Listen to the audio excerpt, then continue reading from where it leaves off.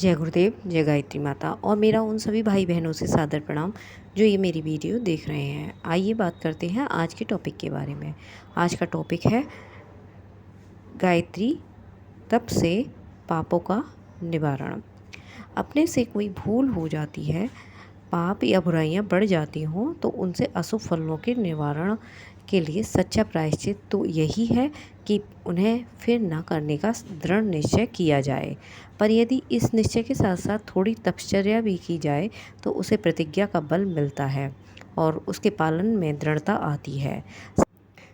साथ ही यह तपश्चर्या सात्विकता की तीव्रता में वृद्धि करती है, चैतन्यता उत्पन्न करती है और ऐसे उत्तोत्म गुण कर्म स्वभावों को उत्पन्न करती है जिनसे पवित्रता में, साधना में, मंगलमय जीवन बिताना सुगम हो जाता है। गायत्री शक्ति के आधार पर की गई तपश्चर्या बड़े बड़े पापियों को भी निष्पाप बनाने, उनके पाप पुंजों को नष्ट करने तथा भविष्य के लिए उन्हें निष्पाप रहने योग्य बना सकती है। जो कार्य आप दिखाई पड़ते हैं वे सर्वदा वैसे पाप नहीं होते जैसे कि समझते हैं। कहा गया है कि कोई भी कार्य ना तो पाप है ना पुण्य है। कर्ता की भावना के अनुसार पाप पुण्य होते हैं। जो कर्ता एक मनुष्य के लिए पाप है वही दूसरे के लिए पाप रहित है और किसी के लिए वह पुण्य भी है। हत्या करना एक कर्म है, वह तीन व्यक्तियों के लिए तीन विभिन्न परिस्थितियों के कारण भिन्न परिणाम वाला बन जाता है। कोई व्यक्ति दूसरे का धन अपहरण करने के लिए किसी की हत्या करता है, यह हत्या घोर पाप हुई। कोई न्यायाधीश या जल्लाद समाज के शत्रु अपराधी को न्याय रक्षा के लिए प्राण दंड देता है, वह उसके लिए कर्तव्य पालन है। कोई व्यक्ति आतताई डाकुओं के आक्रमण से निर्दोष के प्राण बचाने के लिए अपने को जोखिम में डालकर उन अत्याचारियों को वध कर देता है, वह पुण्य हुआ। हत्या तीनों ने ही की, पर तीनों को अलग अलग हत्याएं अलग अलग परिणाम मिले हैं। तीनों हत्यारे डाकू, न्यायाधीश एवं आतताई से लड़कर उसका वध करने वाले समान रूप से पापी नहीं गिने जा सकते। चोरी एक बुरा कार्य है, परंतु परिस्थितिवश वह भी सदा बुरा नहीं रहता। स्वयं संपन्न होते हुए भी जो अन्यायपूर्वक दूसरों का धन हरण करता है वह पक्का चोर है। दूसरा उदाहरण लीजिए, भूख से प्राण बचाने के लिए मजबूरी में किसी भी संपन्न व्यक्ति के यहाँ कुछ चुराकर आत्मरक्षा करना कोई बहुत बड़ा पाप नहीं है। तीसरी स्थिति में किसी दुष्ट की साधन सामग्री चुराकर उसे शक्तिहीन बना देना और उस चुराई हुई सामग्री का सत्कर्म में लगा देना पुण्य का काम है। तीनों चोर समान श्रेणी से पापी नहीं ठहराए जा सकते। परिस्थिति, मजबूरी, धर्म रक्षा तथा बौद्धिक स्वल्प विज्ञास के कारणों बस कई बार ऐसे कार्य होते हैं जो स्थूल दृष्टि से देखने में निंदनीय मालूम पड़ते हैं, पर वस्तुतः उनके पीछे पाप भावना छिपी हुई नहीं होती। ऐसे कार्य पाप नहीं कहे जा सकते। बालक का फोड़ा चिरवाने के लिए माता तो उसे अस्पताल ले जाना पड़ता है और बालक को कष्ट में डालना पड़ता है। रोगों की प्राण रक्षा के लिए डॉक्टर को कसाई के समान चीरफाड़ करने का कार्य करना पड़ता है। रोगी की कुपथ्यकारक इच्छाओं को टालने के लिए उपचारक को झूठे बहाने बनाकर किसी प्रकार समझना पड़ता है। बालकों की जिद का भी प्रायः ऐसा ही समाधान किया जाता है। हिंसक जंतुओं, शस्त्रधारी दस्युओं पर सामने से नहीं बल्कि पीछे से आक्रमण करना पड़ता है। प्राचीन इतिहास पर दृष्टिपात करने से प्रतीत होता है कि अनेक महापुरुषों को भी धर्म की स्थूल मर्यादाओं का उल्लंघन करना पड़ा था। लोकहित, धर्म, बुद्धि और अधर्म नाश की सद्भावना के कारण उन्हें वैसा पापी नहीं बनना पड़ा जैसा कि वही काम करने वाले आदमी को साधारणतः बनना पड़ता है। भगवान विष्णु ने भस्मासुर से शंकर जी के प्राण बचाने के लिए मोहिनी रूप बनाकर उसे छला और नष्ट किया। समुद्र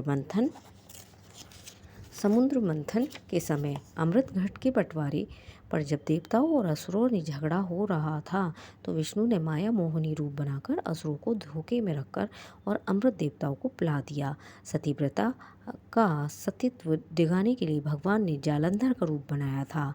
राजा बलि को छलने के लिए बावन का रूप धारण किया। पेड़ की आड़ में छिपकर राम ने अनुचित रूप से बलि को मारा था।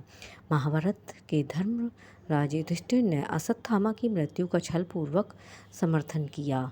अर्जुन ने शिखंडी की ओट में खड़े होकर भीष्म को मारा। कर्ण का रथ कीचड़ में गड़ जाने पर भी उसका वध किया गया। घोर दुर्भिक्ष से क्षुधा पीड़ित होने पर विश्वामित्र ऋषि ने चंडाल के घर से कुत्ते का मांस मंगाकर खाया।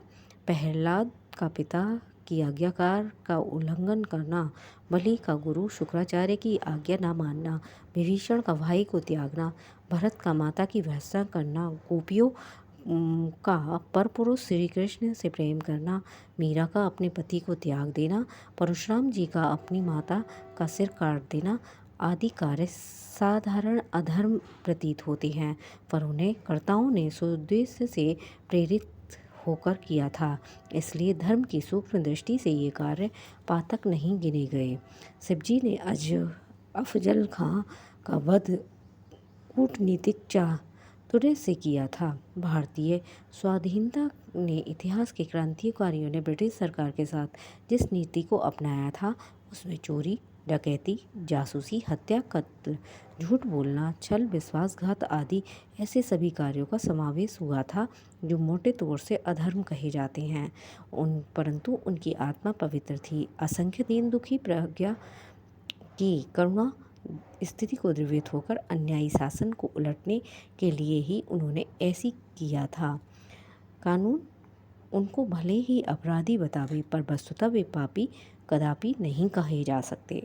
अधर्म का नाश और धर्म की रक्षा के लिए भगवान को युग युग में अवतार लेकर अगणित हत्याएं करनी पड़ती हैं और रक्त की धार बहानी पड़ती है। इसमें पाप नहीं होता। सदुद्देश्य के लिए किया हुआ अनुचित कार्य भी उचित के समान ही उत्तम माना जाता है। इस प्रकार मजबूर किए गए, सताए गए, बुभुक्ष, स्वतंत्र, दुखी, उत्तेजित, आपत्तिग्रस्त अथवा अज्ञानी बालक, रोगी, पागल कोई अनुचित कार्य कर बैठते हैं तो वह क्षम्य माने जाते हैं। कारण यह है कि उस मनोभूमि का मनुष्य धर्म और कर्तव्य के दृष्टिकोण से किसी बात पर ठीक करने में समर्थ नहीं होता। पापियों की सूची में जितने लोग हैं उनमें से अधिकांश ऐसे होते हैं जिन्हें अनुपयुक्त किसी कारणों से अनुचित कार्य करने पड़े, पीछे उनके स्वभाव में आ गए। परिस्थितियों ने, मजबूरियों ने, आदतों ने उन्हें लाचार कर दिया और वे बुराइयों की ढालू सड़क पर फिसलते चले गए। यदि दूसरे प्रकार की परिस्थितियाँ, सुविधाएं उन्हें मिलती, ऊंचा उठाने वाले और संतोष देने वाले साधन मिल जाते तो निश्चय ही वे अपने अच्छे बने रहते। कानून और लोकमत चाहे किसी को कितना ही दोषी ठहरा सकता है। स्थूल दृष्टि से कोई आदमी अत्यंत बुरा हो सकता है, पर वास्तविक पापियों की संख्या इस संसार में बहुत कम है। जो परिस्थितियों के बस बुरे बन गए हैं उन्हें भी सुधारा जा सकता है, क्योंकि प्रत्येक की आत्मा ईश्वर का अंश होने के कारण तत्वतः पवित्र है। बुराई उसके ऊपर छाया मैल है। मैल को साफ न करने तो असंभव है और न कष्टसाध्य, वरन ये कार्य आसानी से हो सकता है। कई व्यक्ति सोचते हैं कि हमने अब तक इतने पाप किए, इतनी बुराइयां की हैं, हमारे प्रकट और अप्रकट पापों की सूची बहुत बड़ी है, अब हम सुधर नहीं सकते, हमें न जाने कब तक नरक में सड़ना पड़ेगा, हमारा उद्धार और कल्याण अब कैसे हो सकता है। ऐसा सोचने वाला, जो जानने वाला सन्मार्ग पर चलने का प्रण करते ही उसकी पुरानी मैली कुचैली पोशाक उतर जाती है और उसमें भरे हुए जुएं भी उसी में रह जाते हैं। पाप वासनाओं का परित्याग करने और उनका सच्चे हृदय से प्रायश्चित करने से पिछले पापों के भले बुरे फलों का छुटकारा मिल सकता है। केवल वे परिपक्व प्रारब्ध कर्म जो इस जन्म के लिए भाग्य बन चुके हैं उन्हें तो किसी न किसी रूप में भोगना ही पड़ेगा। इसके अतिरिक्त जो प्राचीन या आजकल के ऐसे कर्म हैं जो अभी प्रारब्ध नहीं बने हैं, उनका संचित समूह नष्ट हो जाता है। जो इस जन्म के लिए दुखदायी भोग हैं वह भी अपेक्षाकृत बहुत हल्के हो जाते हैं और वे कष्ट दिखाकर सहज ही शांत हो जाते हैं। कोई मनुष्य अपने पिछले जीवन का अधिकांश भाग कुमार्ग में व्यतीत कर चुका है या बहुत सा समय निरर्थक बिता चुका है तो इसके लिए केवल दुख मानने, पछताने या निराश होने से कुछ प्रयोजन सिद्ध न होगा। जीवन का जो भाग शेष रह गया है वह भी कम महत्वपूर्ण नहीं है। राजा परीक्षित को मृत्यु से पूर्व 1 सप्ताह आत्मकल्याण के लिए मिला था। उसने इस थोड़े से समय का सदुपयोग किया और अभीष्ट लाभ प्राप्त किया। सूरदास को जन्म भर की व्यभिचारिणी आदतों से छुटकारा ना मिलते देखकर अंत में आंखें फोड़ लेनी पड़ती थीं। तुलसी का कामातुर होकर रातों रात ससुराल पहुंचना और पर्णनाले में लटकना हुआ सांप पकड़कर स्त्री के पास पहुंचना प्रसिद्ध है। इस प्रकार के असंख्यों व्यक्ति अपने जीवन का अधिकांश भाग दूसरे कार्यों में व्यतीत करने के उपरांत सतपथगामी हुए और थोड़े ही समय में योगियों और महात्माओं को प्राप्त होने वाली सद्गति के अधिकारी हुए। यह एक रहस्यमय तथ्य है कि मंद बुद्धि, मूर्ख, डरपोक, कमजोर तबीयत के सीधे कहलाने वालों की अपेक्षा वे लोग अत्यधिक आत्मोन्नति कर सकते हैं जो अब तक सक्रिय, जागरूक, चैतन्य, पराक्रमी, पुरुषार्थी एवं बदमाश रहे। कारण यह है कि मंद चेतना वालों में शक्ति का स्रोत बहुत ही न्यून होता है। वे पूरे सदाचारी और भक्त रहे तो भी मंद शक्ति के कारण उनकी प्रगति अत्यंत मंद गति से होती है। पर जो लोग शक्तिशाली हैं, जिनके अंदर चैतन्यता और पराक्रम का निर्झर तूफानी गति है, प्रभावित होते हैं, वे अब भी जिस दिशा में लगेंगे उधर ही ढेर लगा देंगे। अब तक जिन्होंने बदमाशी के झंडे बुलंद कर रखे थे, वे निश्चय ही शक्ति संपन्न हो तो उनकी कोई भी अनिश्चितता नहीं है। और ये एक ऐसी बात नहीं है जिस पर हम ताज्जुब करें, पर उनकी शक्ति कुमारगामी रही तो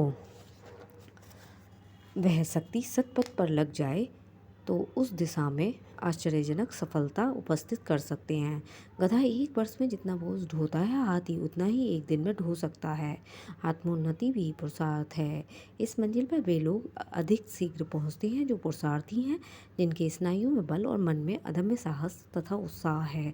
जो लोग पिछले जीवन में कुमार्गी रहे हैं, बड़ी ऊँट पटांग गड़बड़ करते रहे हैं, वे भूले हुए पथभ्रष्ट हो तो अवश्य हैं, पर इस गलत प्रक्रिया द्वारा भी उन्होंने अपनी चैतन्यता, बुद्धिमत्ता और जागरूकता की क्रियाशीलता को बढ़ाया है। ये बढ़ोतरी एक अच्छी पूंजी है। पथभ्रष्टता के कारण जो पाप उनसे बन पड़े थे, वे पश्चाताप और दुख के हेतु अवश्य हैं।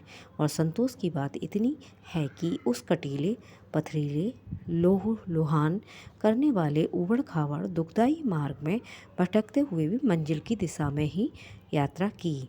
यदि अब समझ जाए और सीधे राजमार्ग के सतोगुणी आधार से आगे बढ़ा जाए तो पिछला ऊल जलूल कार्यक्रम भी सहायक सिद्ध होगा। पाप और दोषों का प्रधान कारण प्रायः दूषित मानसिक भावनाएं ही हुआ करती हैं। इन गर्हित भावनाओं के कारण मनुष्य की बुद्धि भ्रष्ट हो जाती है और इससे ये अकरणीय कार्य करता रहता है। इस कारण पापों से छुटकारा पाने का कारण यही है कि मनुष्य सद्विचारों द्वारा बुरे विचारों का शमन और निराकरण करे।